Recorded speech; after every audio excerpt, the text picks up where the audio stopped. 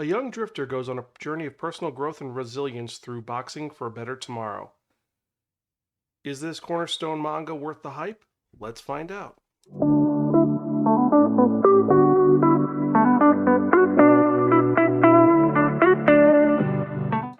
Hello and welcome to an episode of the Spiraken manga review. I'm your host Zan, saying konnichiwa, aloha, buongiorno, and what's up? Hope you're doing good and hope you're excited for another fun-filled episode of this awesome podcast. You can find it at www.spiraken.com. We're also on YouTube and various other social media sites. Just type in SPIRAKN and I guarantee you'll find us one way or the other. And if you're watching on YouTube, remember to like, share, subscribe, and click on that bell for notification when we release new episodes. And with that in mind, let's actually get to it, because this is one that's a long time coming that I didn't expect to ever have to do, because I didn't think there was ever going to be a release of this, but we finally got a release of one of the most iconic and memorable manga of all time, a manga that was actually rated as one of the best manga series of all time, an anime series in 2006. This series has adapted, let's just see now, just going over this list quick. We've got 3 different anime adaptations, including a movie, 2 live action adaptations. We've got 11 video games. We've got a stage play, a radio drama, and it influenced a series that you might know known as Megalobox. This series also influenced the Japanese Red Army because they saw the main character as a message to them, and they actually used him as their anthem, which is kind of crazy. This series has influenced so many people, but let's actually get to the nitty-gritty of what this manga that we're talking about is about, shall we? We're talking about Ashita no Joe, or Tomorrow's Joe, or now it is known as Ashita no Joe Fighting for Tomorrow. And this was written by Asao Takamori and illustrated by Tetsuya Chiba. And this is a insanely popular manga that's popular with the working class and college students especially, but this is a huge series that's been around since 1968. With 20 volumes, and this is getting released as an omnibuy. And this is the story of a young man who goes through a huge journey, going from this delinquent douchebag to an amazing fighter who gives it his all. He is the working class hero, if you will. And this is set in a unique neighborhood known as the Senya slums. Now, this is now known as Taito and Arakawa, the district in Tokyo. And this is an area which was known for being more for leather tanners, workers, lower class people. And this is where you would live there. It's a lot of the hotels don't give you food. It's the slums. And one day our main character shows up. His name is Joe Yabuki. He's a drifter who just kind of goes to this town looking for stuff. And he ends up running afoul of this old one-eyed drunk. And who's this drunk that we're talking about? This is Danpei Tange, an old man who's famous for he used to be somebody, now he's not. They get into a fight, and Danpei kind of loses to him, but he is marveled at Joe's resilience and, more importantly, his right punch. He's like, oh my god, that punch is awesome. Let me train you. Let me teach you to be the best you can be. And Joe's like, yeah, no, I'm not doing that. You're just a crazy old man. Turns out that Danpei used to be a boxer. He used to be an amazing boxer until one day during a fight, he ended up losing his eye, and he ended up training boxers because he loves boxing. And he wants to find the best that there can be, and he thinks that Joe has what it takes. So he is determined to make Joe an amazing boxer, the world champion boxer, and he's going to do whatever he can. And Joe really doesn't want to deal with this until he ends up running afoul of some Yakuza. Danpei shows up, helps him out a little bit, and then he's like, listen, I'll make it worth it. I'll train you to be the best we can be. And he ends up teaching this young kid how to box. The only problem is that Joe is not the best person. He is a con artist. He is a swindler. He is someone who is a young guy who just wants to have fun. And he ends up screwing over a lot of people with various means. And I'm not talking like little things. Like he gets a bunch of kids to help him out to run his scams, and he becomes known as Big Joe because Big Joe is their friend, their leader, the guy who's going to give them money and give them candy by doing all these things. Like, for example, conning a pachinko parlor, then selling all this stuff for really high prices, and then saying that he's sick. And meanwhile, while he's doing this, Danpei is working his ass off trying to support this kid, giving him money, in trying to train him, saying, listen, when I'm at work, you do this, and working dead-end jobs to train this kid who he sees so much potential with. And it's a shame because, like I said, Joe's having fun and Dante is literally breaking his back, making ends meet to take care of this kid in this little shack under a bridge. And it leads to, well, obviously, someone who's a scam artist can't be a scam artist forever. They will run afoul of the law. And Joe, unfortunately, the police show up, and who has to take him down? Well, Dante shows him that he was a boxer and beats the hell out of Joe and gives him to the police. Says, listen, you can't screw over people. You got to do what's right. And so Joe ends up in a juvenile delinquency center before going into jail. But he hasn't given up on Joe. Dante hasn't given up on Joe. Dante sends him letters with, here's what you're going to learn for tomorrow. And it's different things, the right hook, the jab, and eventually he starts training. Seriously, because it's one, he has to survive in this environment of, it's prison, so you have to either be the strongest or you're going to get your ass kicked. And Joe ends up becoming the person who's going to kick ass, take names, be the best he can be, and be a thing for the future.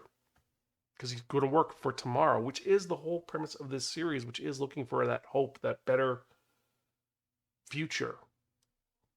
And Joe ends up becoming a great fighter. The only problem is that due to some things that happen, which I'm not going to spoil, Joe ends up running afoul of a lot of people, having to fight, and he's kicking butt until one day he meets someone who was a former boxer. And this former boxer beats Joe, and Joe's goal now is to beat this boxer. But the question is, can this young upstart become this amazing boxer? This is a series about perseverance, about winning, about not just winning, but you lose. Joe loses a lot in this series, but he works hard to get better at it, to work hard. This is a series about striving. That's why Joe is such an amazing character. He is someone who comes from the bottom. He is literally a bum. And he ends up rising up to become a boxing champion, someone who's working to be the world champion. And he does take losses, but he keeps going at it because, like I said, he is working for the new tomorrow, tomorrow's future. The story is influential in so many ways. And as I said, it has inspired so many people. So many different cultures and things have been inspired by this. So many animes have been inspired by this. The creator of Code Geass in Naruto took this series and used it for specific episodes because it is that damn good. Now, let's actually talk. So the plot is astonishing. Let's go on now with the actual Tankobon release. This is the Fighting for Tomorrow release, which just got released by Kodansha. It is an omnibus of the first 3 volumes, and I'm going to be honest. While there's some scuffles, there's no official boxing until the last chapter of this first volume. And we're getting 20 of these, so that means we're going to be getting 7. And I'm kind of excited to see where this goes. The style is great. There isn't a bookmark like there was with Vagabond, but it's got that new manga smell, and the art is depicted amazingly. It's been faithfully recreated, and it's been cleaned up to be that amazing manga. And it is a little dated, because this was written in 68. Some of the designs are a little much. A lot of the characters are that Tezuka, big eyes, small mouth.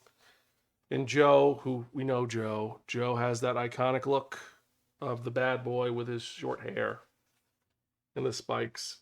And Dante, his signature look with the scarred face and the eye patch, is known for what he is.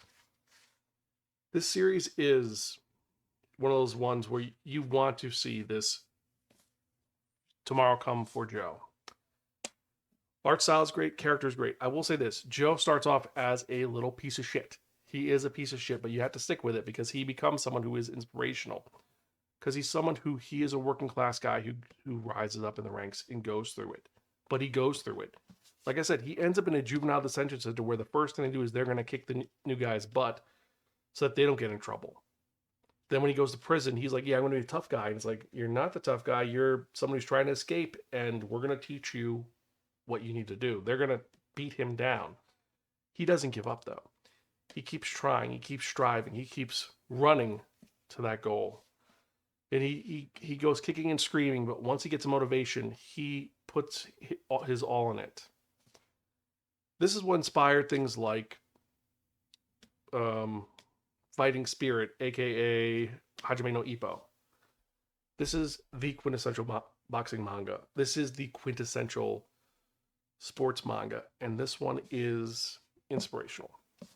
Now, what else can I say about this manga? Art style is great, character is a little annoying, but overall, this is a story which you want to read. It's one you want to own. The fact that it is in a hardcover, it's a little expensive. I'm not going to lie. It was $60, but you get a lot for it, and it's a smaller edition than the Vagabond. The Vagabond book is actually cheaper than this one.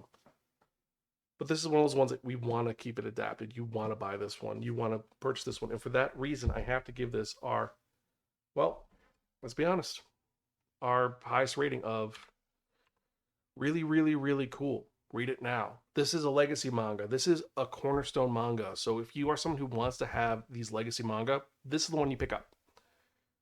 It has classic artwork. It is a classically inspiring story of the little guy rising up. And this is a unlikable protagonist who does grow up. And this is like Rocky, where Rocky, he is an old guy who's going to prove himself. And even if he doesn't win, we're rooting along with him 100%. To quote a new TV series, Ted Lasso, it's like, well, I know he's going to fail. I can't help but rooting for him. That's what this series is. The series is that. It's that he's going to lose, but we want to root for him. We want him to win so bad. And is he going to win? Well, hopefully so. You have to wait to see.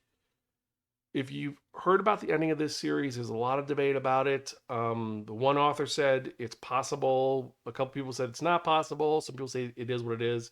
It's up to your interpretation. This is, like I said, it's over, let's be honest, over a 70-year manga. So it's been around a while. But it's worth checking out. I guarantee you'll find it great. So let's get to my random question of the day. What is it going to be? Have you heard of this manga before? Simple and easy. Have you heard about Ashita no Joe, Fighting for Tomorrow, or Tomorrow's Joe? Have you heard about this? What are your thoughts about it? Let me know. Email me, zan@spiraken.com, or tweet me at Spiraken. Let me know your thoughts. And before we get into the manga releases today, I'd like to thank each and every one of you for checking out this podcast. Every email I get, every comment I get, it gives me more inspiration to keep doing this podcast. I love doing this, and I want to keep going until I'm an old man who's reading manga with thick glasses and large print. So thank you so much. And with that in mind, remember, we are still currently doing our GoFundMe to help me fix our traveling laptop so I can edit on the go, and more importantly, do more events so I could see you. We're currently halfway to our goal. Thank you to everyone who's donated. We've had several anonymous donators, and of course, this is our last episode with our highest donator, Alexander. Thank you so much for that large donation. I appreciate it, and I hope you've been enjoying these special add-ons. If you want to donate, you can either go to our official donate site, which is tinyurl.com/Spiraken, or look up GoFundMe/Spiraken. You can scan this QR code as well. You can donate as little as $1 or up to, you can be like Alexander and donate $100. Whatever you want to donate. We have a bunch of freebies going on as well. I think the coolest one we have right now is the behind the scenes stuff, and we've had some really funny ones. There's one of me just showing how I edit. Another one is just me cursing. It's just a montage of all the cursing when I screw up and edit. Because honestly, when I release these episodes, I've probably filmed it like 1, 2, 3, 4, 5 times and screwed up with little things. So I'm like, shit, go back. So that's all there. Also, one person asked me to do an audiobook. So I am doing it's a license-free, source-free audiobook of a book from that I will not get in trouble for reading because it has been around since 1890. But if you want to hear that, definitely donate. I think it's $10 it's $10 to hear that one. But check it out. You'll get all the different tiers, and any help would be appreciated. But regardless, definitely tell your friends about this. Any help would be appreciated. Even if you just like, share, subscribe, tell everyone about it. I'd appreciate it either way. But with that in mind, let's actually get to something a little bit more fun, a little less chilly. Let's get to actually the manga releases for the week, because we've got some interesting ones and some crazy ones too.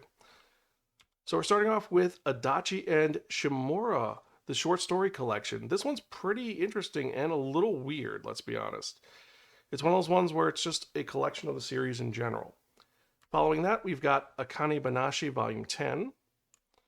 We've got Ascendance of a Bookworm. I believe this is Volume 9 of Series 2. It's gotten to the point where she's essentially the God Empress.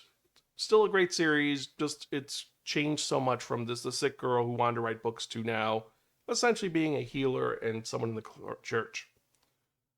From here, we've got Case File Compendium, volume number... This is the volume number 4. Then we got A Certain Scientific Railgun, the light novel, volume 19. Choking on Love, volume 1. Crossplay Love Otaku Punk, volume 11. Even Though We're Adults, volume 10. The Fable, volume 6. Fly Me to the Moon, volume 27. The series is still going on. Frieren, Beyond Journey's End, volume 12. Gravitation, volume 4. This is the final collector's edition of the series. If you haven't read Gravitation, worth reading. Hayate the Combat Butler, volume 45. The Hungry Succubus Wants to Consume Him, volume 2. I Want to Do Bad Things with You, volume 4. I Want to Escape from Princess Lessons. This is a pretty controversial series that a lot of people have been complaining about. The anime is rough. And I'm going to be honest right now, even though this is a rough series, I will still be putting this on the Wheel of Manga, but shorts review out of the way. This is a very gaslighty series where the male protagonist is not a protagonist, he's actually the villain. And we want the princess to escape this horrible person, and I don't know if they ever will. Then we have King of the Land, volume 1. Licorice Recoil, volume 2. This is the Ordinary Days selection. My Hero Academia, volume 40. Pokemon Scarlet and Violet, volume 1. Sakura Saku, volume 6. Sheep Princess in Wolf's Clothing, volume 5. Status Royale, volume 2. Stay By My Side After the Rain, volume 3. Sword of the Titans, volume 1. Tear Moon Empire, volume 6. There's No Freaking Way I'll Be Your Lover Unless, volume 6. Tomo-chan Is a Girl, volume 4 to 6. The Too Perfect Saint, Tossed Aside by My Fiancé and Sold to Another Kingdom, manga number 1. And True Crime Fades Away When the Contract Ends. And last and certainly not least, we've got Tying the Knot with the Amagami Sisters, volume 8. So these are the manga releases for the week. Which one are you most excited about? Let me know. Email me, zan@spiraken.com, or tweet me at Spiraken. Let me know your thoughts and feelings on the situation. For me personally, my top 5 this week are going to be Adachi and Sumora short stories, Choking on Love, volume 1. King of the Land, volume 10. Status Royale, volume 2. And Sword of the Titans, volume 1. Those are the ones which I'm most excited about, but let me know your thoughts. And anyway, with that in mind, I hope you'd enjoy this episode. Let's get to the part that you have all been waiting for, the most exciting part of this podcast. And what are we talking about? We are talking about that one, that only.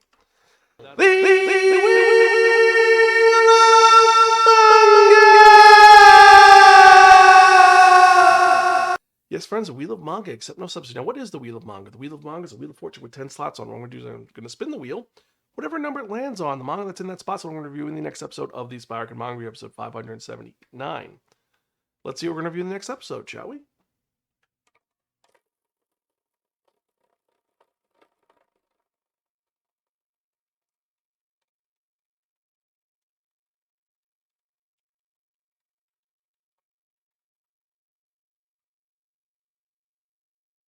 Okay, so number 2, we're actually going to be reviewing a new manga that was supposed to be only released digitally by Azuki, but apparently, cat's out of the bag, it's getting a physical release by a certain publisher. Which publisher? Well, you're going to have to wait next week to find out, but the manga we're talking about is Hikaru in the Light. Not to be confused with Hikari in the Light, that's a whole different manga. This one is about singing. Is it going to be good? Is it going to be bad? We're going to find out. But regardless, as usual, I'm your host, Zan. I'm Gonzville. Catch you guys next time, and keep reading manga. See you later.